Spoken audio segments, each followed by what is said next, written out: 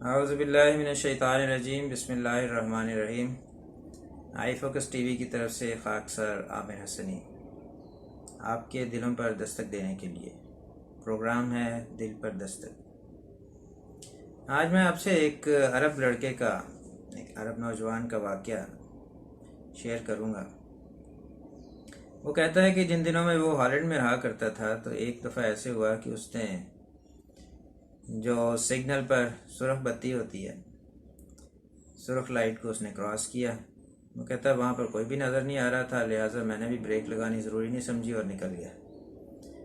کچھ دنوں کے بعد وہ کہتا ہے میری گھر کے پتے پر وہ ٹکٹ آ گیا کہ آپ نے خلاف ورزی کی ہے، اس کا جرمانہ بھرے، اور ساتھ یہ لکھا تھا کہ آپ کو اس پر کوئی اعتراض تو نہیں۔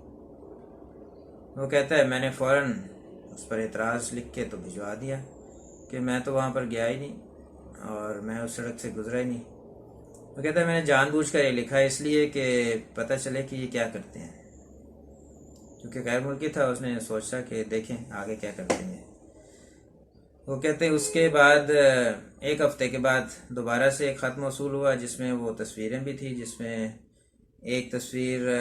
اس اشارے سے پہلے کی، ایک اشارے سے گزرتے ہوئے، جبکہ سرخ لائٹ ساتھ نظر آ رہی تھی، اور اسی طرح ایک گزرنے کے بعد کہ اس کے بعد بھی وہ اشارہ سرخ ہی تھا۔ اب یہ چیز بالکل میرے سامنے آ گئی اور میرے پاس کوئی جائے فرار نہیں تھی، لہٰذا میں خاموشی سے وہ جرمانہ بھرا۔ اس کے بعد وہ کہتا ہے کہ میں جب واپس آ گیا ہوں تو ایک روز قرآن پڑھتے پڑھتے میری اس آیت سے نظر گزری، غالباً سورہ انفال کی آیت ہے، جس میں اللہ تعالیٰ فرماتا ہے کہ دیکھو یہ ہے تمہارا اعمال نامہ۔ جب خدا تعالیٰ ذکر کرتا ہے کہ تمہارے سامنے اعمال نامے پیش کیے جائیں گے تو قیامت کے روز یہ کہا جائے گا کہ یہ دیکھو یہ تمہارا اعمال نامہ ہے، اور یہ اس طرح سے ہم تمہارا ہر حساب لکھ رہے تھے کہ تم نے یہ غلطی کی، تم نے وہ غلطی کی۔ تو وہ آیت وہ کہتے ہیں میں دیکھ کر تو ایک دم سے میرے رونگٹے کھڑے ہو گئے، اور میں نے میری اس طرف دھیان گیا کہ جس طرح اس دنیا میں اتنا چھوٹی چھوٹی چیزوں کا حساب لگایا جا سکتا ہے، تو کیا خدا تعالیٰ نے جو یہ سسٹم بنایا ہوا ہے اس میں تو کسی ہیکر کی بھی گنجائش نہیں، کسی وائرس کی بھی گنجائش نہیں کہ وہ ڈیٹا ضائع ہو جائے۔ خدا تعالیٰ نے جو نظام بنایا ہوا ہے اس میں تو ہمارا ایک ایک حساب لکھا گیا ہوگا۔ جیسے ایک اور جگہ پہ اللہ تعالیٰ فرماتا ہے کہ یعلم خائنۃ الاعین وما تخفی الصدور، کہ وہ تو جو آنکھ کی خیانت ہے، اگر آنکھ سے انسان کچھ خیانت کرتا ہے اس کو بھی وہ جانتا ہے اچھی طرح سے، اور جو تمہارے دلوں میں چھپا ہوا ہے اسے بھی اچھی طرح جانتا ہے۔ تو جب خدا تعالیٰ اتنا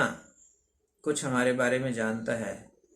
تو پھر اس کا خوف ہر وقت ہمارے دل پر سوار رہنا چاہیے۔ جب بھی ہم ایسی چھوٹی چھوٹی چیزیں کر جاتے ہیں، کسی کو نقصان پہنچانے کی کوشش کرتے ہیں یا کسی کو دکھ دیتے ہیں، یا ہم ایسے کام کر جاتے ہیں جو ہم سمجھتے ہیں کہ یہاں پر کوئی نہیں دیکھ رہا تو ہم کر لیں، تو اس میں مجھے ایک واقعہ اور یاد آ گیا جہاں پر کسی بزرگ نے چند لوگوں کو کہا کہ یہ تم سب لوگ جاؤ، یہ مرغی لے جاؤ اور اسے ایسی جگہ پر ذبح کرنا جہاں تمہیں کوئی نہ دیکھ رہا ہو۔ کسی نے کسی کونے میں، کسی نے کسی کمرے میں، کسی نے کسی جنگل میں جا کے اس کو ذبح کیا اور واپس لے آئے۔ تو ایک بچہ ان میں سے ایسا تھا جو واپس آ گیا اسی طرح سے مرغی پکڑے ہوئے، اور اس نے پوچھا کہ تم کیوں نہیں یہ کر کے لائے؟ تمہیں کہا تھا کہ کہیں جگہ چھپ کر تو یہ سب کر لانا۔ اس نے کہا میں جہاں بھی جاتا تھا مجھے یہ نظر آ رہا تھا کہ میرا خدا مجھے دیکھ رہا ہے،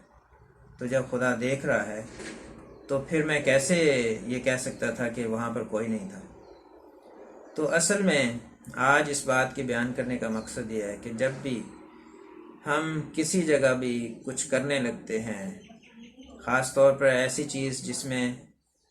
کہ ہم کوئی کسی سے زیادتی کر رہے ہیں یا کسی کا نقصان کرنا چاہ رہے ہیں یا کوئی گناہ کرنے لگتے ہیں، تو اس وقت ہمیں یہ چاہیے کہ ہم اس بات پر غور کریں کہ ہمیں خدا تعالیٰ دیکھ رہا ہے۔ اس لیے یہ مضمون، یہ واقعہ بیان کر کے میں تمام اپنے ناظرین کو اس طرف توجہ دلانا چاہتا ہوں کہ اگر ہمارے اندر یہ یقین پیدا ہو جائے کیونکہ انسان جب بھی غلطی کرتا ہے، گناہ کرتا ہے، سب سے پہلے میں اس کو اپنا خود کو مخاطب کرتا ہوں کہ انسان اپنی زندگی میں بہت ساری کمزوریاں دکھا جاتا ہے، بہت سی غلطیاں ہو جاتی ہیں، اور میں اس بات کو سمجھتا ہوں کہ ایک وقت ضرور آتا ہے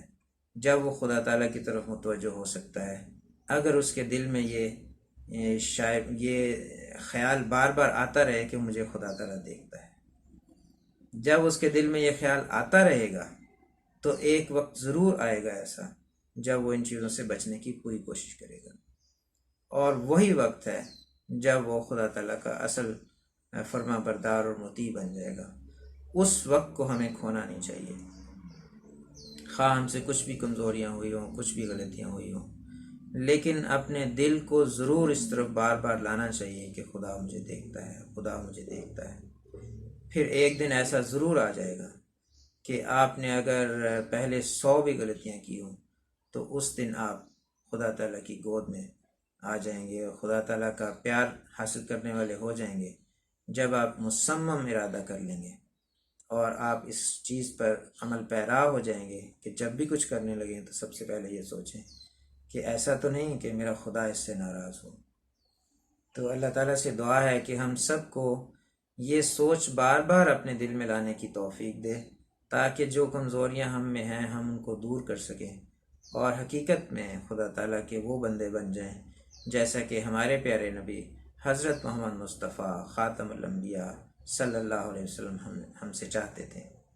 کیونکہ انہوں نے اپنے عمل سے یہ کر دکھایا اور ہمیں سکھایا اپنی زندگی سے۔ جو انہوں نے ہم نے ان کی سیرت پڑھی ہے، ان کی زندگی میں سچائی کے سوا کچھ نہیں تھا اور خدا تعالیٰ کے خوف کے سوا کچھ نہیں تھا۔ ہر عمل جو انہوں نے ہمیں کر کے دکھایا اس میں خدا کی کامل فرما برداری نظر آتی ہے اور خدا تعالیٰ کی فرما برداری کی محبت نظر آتی ہے اور خدا کے پیغام کو پہنچانا نظر آتا ہے۔ اور اسی لیے آپ نے فرمایا کہ خدا یہ کہتا ہے کہ انا عند ظن عبدی بھی، کہ اگر میرا بندہ میرے بارے میں کچھ سوچتا ہے تو جیسا وہ مجھے سمجھتا ہے، جیسی قدرت وہ سمجھتا ہے کہ میں رکھتا ہوں، اسی طرح کا میں اس سے سلوک کرتا ہوں۔ تو اس لیے یہ بھی اگر حدیث ہم سامنے رکھیں تو ہمیں چاہیے کہ ہم خدا تعالیٰ کا ایک تو محبوب بندہ بننے کی کوشش کریں، اس کا پیارا بندہ بننے کی کوشش کریں، اور یہ سمجھیں کہ وہ ہمیں ہر وقت دیکھ رہا ہے اور ہماری کمزوریوں کو وہ جانتا ہے، کیونکہ اس نے کہا ہے کہ وہ دل کے اندر چھپی باتوں کو بھی جانتا ہے۔ بس ہماری کمزوری یہی ہوتی ہے کہ ہم بعض اوقات اس چیز کو بھول جاتے ہیں کہ ہمیں خدا دیکھ رہا ہے۔ یہ بات ہمیں خود بھی اپنے اندر پیدا کرنی ہے اور تبھی ہمارے بچوں کے اندر بھی پیدا ہوگی۔ جب وہ بچے ہمیں دیکھیں گے تبھی ہمارا معاشرہ بھی بہتر ہوگا۔ اور میں ہر دفعہ یہ کہتا ہوں کہ یہ کام ہم نے اپنے گھر سے، اپنی ذات سے شروع کرنا ہے۔ تو سب سے پہلے میں خود اس کا مخاطب ہوں، اور میں نے یہ یقیناً یہ ارادہ کر رکھا ہے کہ وہ چیز میں آپ کے سامنے پیش کروں گا جس پر میں خود عمل کرتا ہوں۔ اللہ تعالیٰ سے دعا ہے کہ وہ مجھے بھی اس کی توفیق عطا فرماتا رہے اور آپ کو بھی اس کی توفیق عطا فرمائے۔ اللہ تعالیٰ ہم سب کے ساتھ ہو، ہمیں اس کا پیار نصیب ہو، ہمیں ہمارے پیارے نبی صلی اللہ علیہ وسلم کا پیار نصیب ہو۔ آمین، اللہم آمین۔ السلام علیکم ورحمۃ اللہ وبرکاتہ۔